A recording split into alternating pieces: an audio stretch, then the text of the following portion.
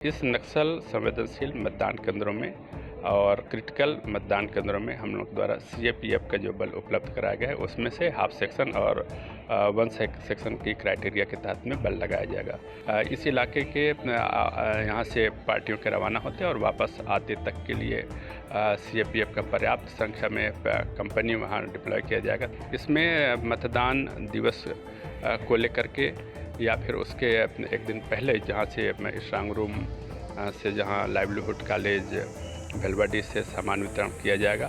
जिले को आज भी नक्सल प्रभावित क्षेत्र माना जाता है और लोकसभा चुनाव के मद्देनजर सुरक्षा के व्यापक इंतजाम किए गए हैं।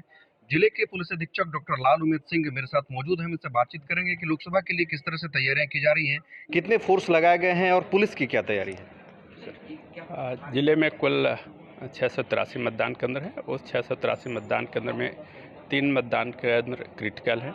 वैसे ही 149 मतदान केंद्र नक्सल संवेदनशील इलाके के तहत आता है।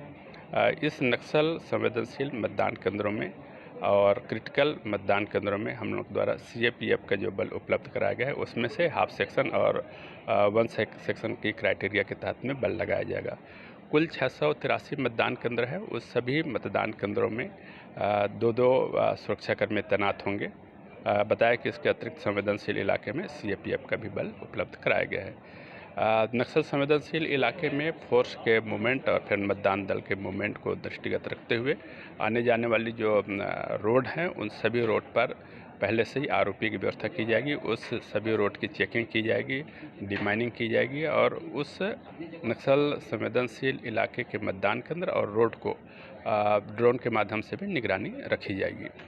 इस इलाके के यहाँ से पार्टियों के रवाना होते और वापस आते तक के लिए सीएपीएफ का पर्याप्त संख्या में कंपनी वहाँ डिप्लॉय किया जाएगा ताकि लोगों के ऊपर जो आपराधिक गतिविधियाँ उस पर निगाह रखी जा सके।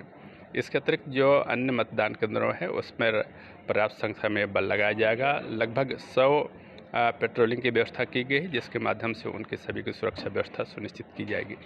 इस 683 मतदान केंद्रों में हम लोगों के 56 संगवारी बूथ और इसके अतिरिक्त अन्य 28 बूथ को पूर्ण रूप से महिला अधिकारी कर्मचारियों के द्वारा सुरक्षा सुनिश्चित की जाएगी।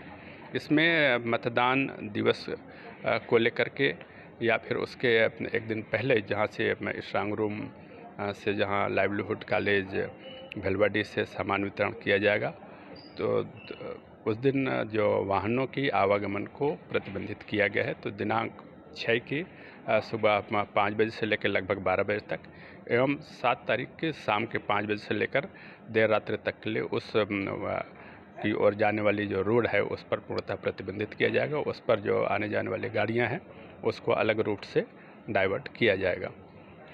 सर, चूंकि नक्सल इलाका है और झारखंड में अभी भी जो सरहदी इलाका लगा वहाँ पर नक्सलियों की मौजूदगी अभी भी माना जाता है, तो अभी सर्चिंग की क्या स्थिति है? क्या नक्सली प्रभावित कर सकते हैं उन इलाकों को? हम लोगों के द्वारा सूचनाओं पर लगातार निगाह रखी गई है।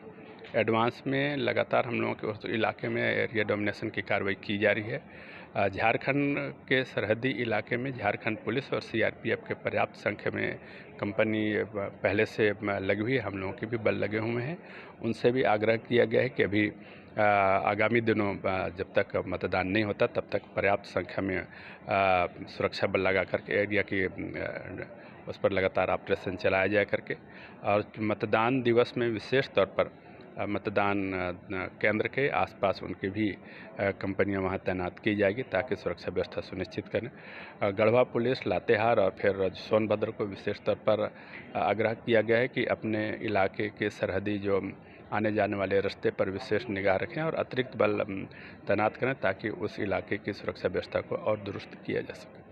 जी हाँ, तो ये थे हमारे साथ जिले के पुलिस अधीक्षक डॉक्टर लाल उमेद सिंह, जिनका साफ तौर पर कहना था कि निर्वाचन को लेकर पुलिस की तैयारी काफ़ी बेहतर है और सैकड़ों की संख्या में जवानों की तैनाती की गई है। बॉर्डर इलाके में झारखंड पुलिस के साथ सर्चिंग अभियान किया जा रहा है। साथ ही जो झारखंड, लातेहार और गढ़वा की जो पुलिस की टीम है उनसे भी अनुरोध किया गया है कि जब तक मतदान नहीं हो पाता है तब तक वे जो सर्चिंग और पेट्रोलिंग की जो चीज़ें हैं उसे जारी रखें।